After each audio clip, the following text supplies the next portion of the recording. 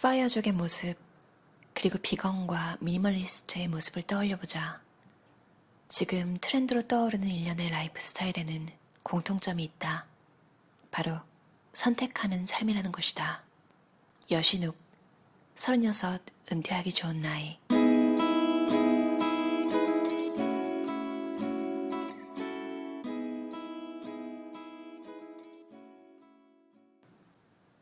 파이어와 유사하게 미국 전역에서 번지고 있는 또 다른 유행 하나는 바로 비거니즘 열풍이다. 비건은 우리가 흔히 알고 있는 채식의 일종이며 엄격한 룰을 가진 채식주의 식단이다. 비건은 모든 형태의 동물성 식단을 배제한다. 이런 라이프 스타일에 대한 인지도가 크게 폭발한 계기는 2018년에 만들어진 다큐멘터리 The Game Changers였다. 흔히 채식주의자라고 하면 강함과는 거리가 먼 이미지를 떠올리기 쉽다. 그런데 이 다큐를 통해 고기를 먹지 않는 순수 비건들이 육체적으로 열등하지 않을 뿐 아니라 스포츠 퍼포먼스에서 더 우월한 모습을 보인다는 것을 실제 사례로 제시한다. 많은 운동선수들이 완전 채식으로 전향한 이후 더 좋은 기록을 내기 시작했고, 심지어 단체로 비건 식단을 시도한 미식 축구팀이 그해 최초로 플레이오프 진출을 달성했다고 한다.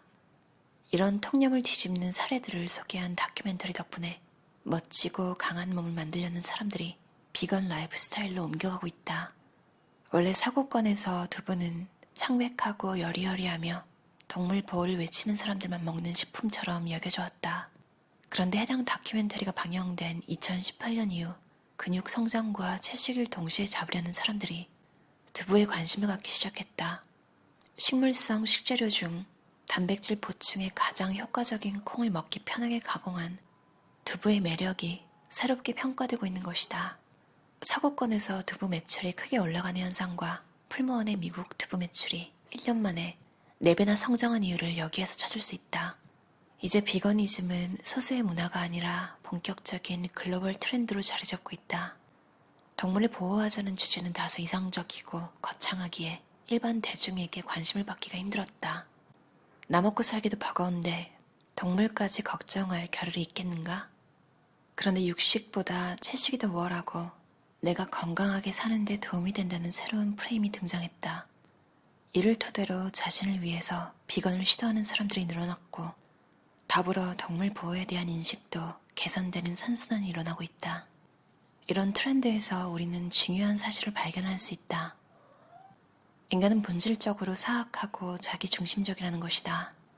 누가 시키는 것, 하지 말라고 하는 것을 순순히 따르는 사람은 많지 않다. 그런데 내가 필요한 것, 나에게 좋을 것이라고 생각되는 것은 자발적으로 하게 된다. 2018년 이전과 이후의 비거니즘은 바로 이 지점에서 차이가 발생한다. 동물이 불쌍하니 고기를 먹지 마세요 라는 강압적 권유가 아니라 채식을 하면 몸짱이 된대요 와 같은 꿀팁의 공유로 프레임이 전환되었다. 실천하는 사람의 입장에서는 누군가의 명령이 아니라 내가 해보고 싶은 선택으로 전환된 것이다. 지금부터는 또 다른 라이프 스타일의 유행에 대해 이야기해볼까 한다. 미국에 사는 조슈아 필즈 밀버는 대기업의 휴대폰 영업 포지션으로 입사해 20대부터 높은 연봉을 받으며 잘 나가는 인생을 살았다. 그러던 어느 날 투병 중이던 어머니가 돌아가시고 같은 달에 이혼까지 당하는 설상가상의 위기를 맞는다. 이때 무너진 멘탈 회복을 위해 고군분투하던 그는 잡다한 소유물을 비우고 최소한의 물건만 남기는 미니멀리즘 라이프 스타일에 입문하게 된다. 어릴 적부터 친구이자 같은 직장에서 일하던 라이언 니카데머스는 인생 최악의 시기를 겪은 조슈아가 의외로 행복하게 잘 사는 것을 보면서 호기심을 갖고 미니멀리즘 라이프에 동참한다. 이렇게 미니멀리즘에 입문한 두 남자는 자신들의 생각을 블로그에 기록했고 후에 그것을 엮어 책으로 만들었다. 이렇게 탄생한 책 미니멀리즘은 이후에 수백만 명에게 읽힌 초대형 베스트셀러가 되었다. 미니멀리즘 역시 자세히 들여다보기 전에는 비거니즘처럼 왜곡되어 받아들여지기 쉬운 라이프 스타일이다. 아무것도 모르는 사람들에게 미니멀리즘을 이야기하면 산속의 도인을 떠올리는 경우도 있다. 산에서 나무를 캐고 불을 피우며 코딱지만한 오두막에서 아슬아슬하게 삶을 연명하는 시골 도인 말이다. 그 정도가 아니더라도 갖고 있는 것을 다 버리고 살아야 한다는 부담감을 갖고 바라보는 사람들이 많다. 실제로 미니멀리즘을 실천하기 쉽지는 않다. 지금 바로 주위에 있는 모든 물건의 개수를 셀 수 있는가? 그렇지 않은 사람들이 절대 다수일 것이다. 평생에 걸쳐 조금씩 사모으는 물건들의 숫자는 어마어마하다. 20살 때부터 하루 평균 1개 정도의 물건만 산다고 해도 30살이 되면 3,650개의 물건을 소유하게 된다. 단순하게 생각해도 보통의 사람이라면 수천 개의 물건을 갖고 있다는 걸 알 수 있다. 내가 무엇을 갖고 있는지 다 파악하고 통제할 수 있는 사람은 거의 없다. 미니멀리스트의 지향점은 이런 무분별한 소유에서 탈피해 내가 인식할 수 있을 정도의 물건만 소유하는 것이다. 실제로 미니멀리스트들의 경험담을 들어보면 물건을 버리는 데에만 1년이 넘게 걸린다고 한다. 수천 개의 물건을 100여 개 수준으로 줄여야 하기 때문이다. 실천 자체가 어렵기에 아무나 성공하기 힘든 라이프 스타일이다. 게다가 실천해야 하는 이유를 찾지 못하면 결코 시작하지 않는 라이프 스타일이기도 하다. 왜 힘들게 돈을 벌어 직접 사모은 물건들을 자발적으로 버리겠는가?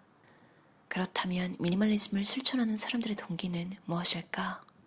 여기서 우리는 비거니즘과 유사한 힌트를 얻을 수 있다. 물건을 버린다는 행위 자체는 별것 아닌 일처럼 느껴질 수 있다. 그냥 버릴 물건을 쓰레기 봉투에 쓸어 담아 바깥에 내어놓으면 된다. 하지만 그렇게 해야 하는 이유를 찾아야만 실천할 수 있다. 미니멀리스트들의 진짜 목적은 갖고 있는 물건을 버리는 게 아니다. 인생에서 정말 의미 있는 소유할 가치가 있는 물건들을 고심해서 고르는 데 있다.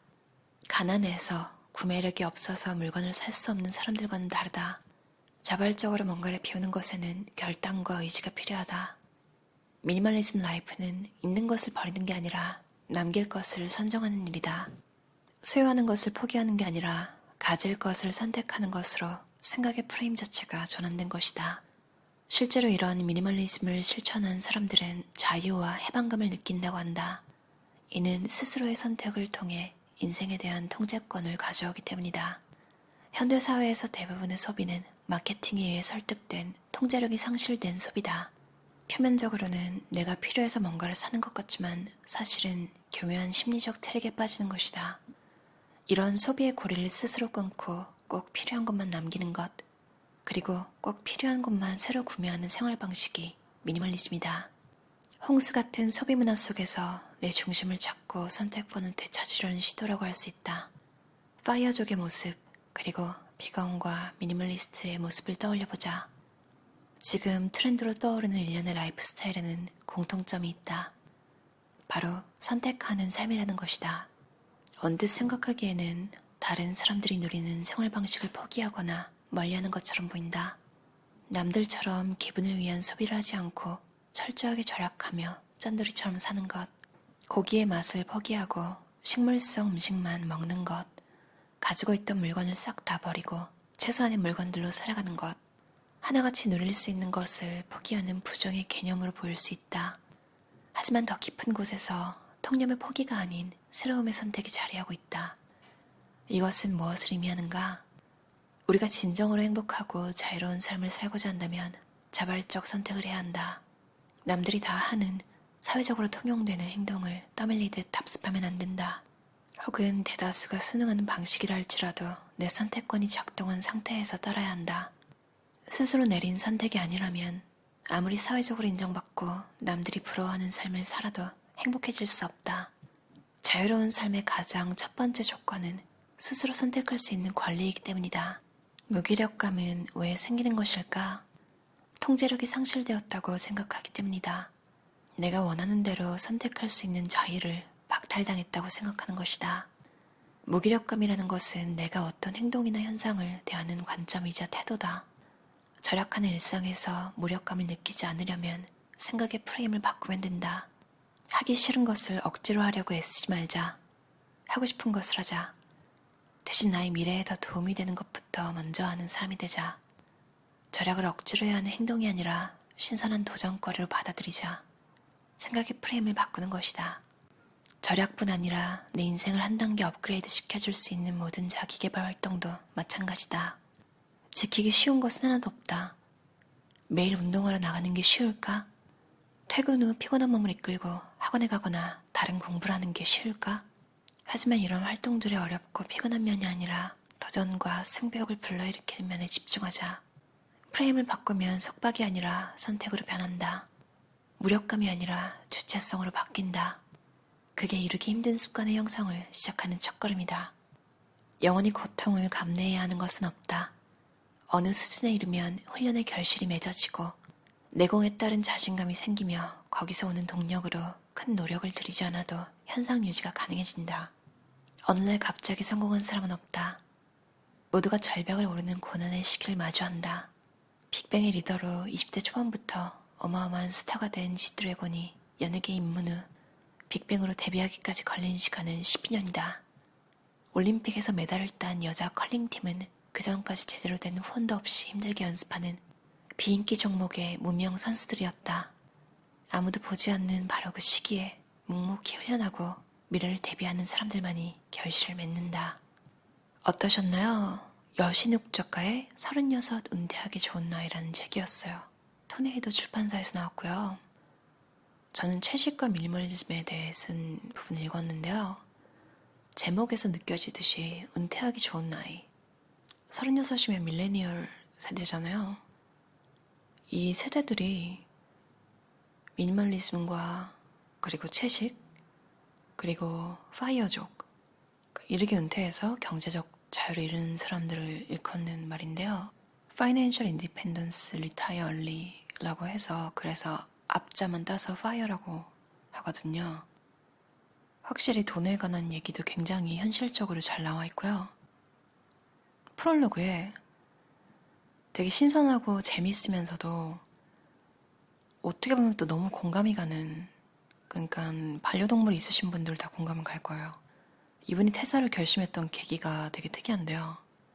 그러니까 키우던 강아지랑 눈이 마주친 거예요. 출근하는데 회사 갔다 올게 했는데 그 강아지 얼굴이 완전 나라 이름 표정인 거예요.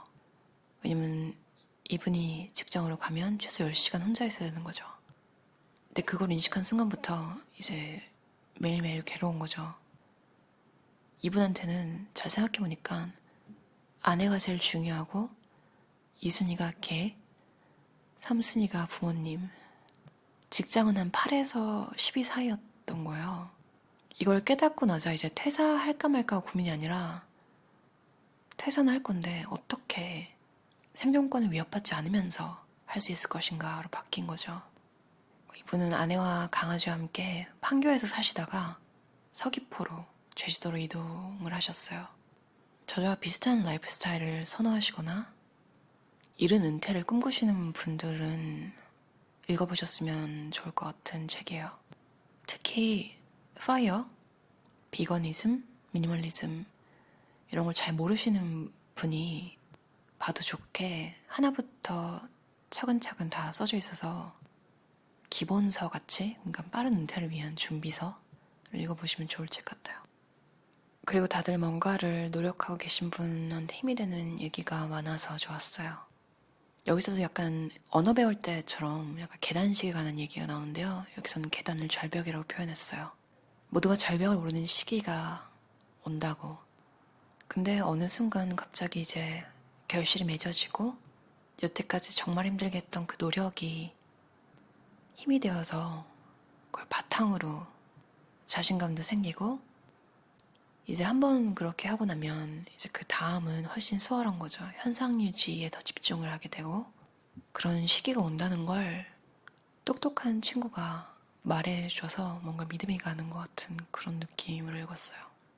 미니멀리즘 지금 시작하시는 분들도 뭔가 삶이 안 풀려서 시작하시는 분들도 많잖아요. 아니면 어쩌면 아무 자극이 없어서 삶에 뭔가 그대로 정체된 느낌이 있을 수도 있을 것 같고요.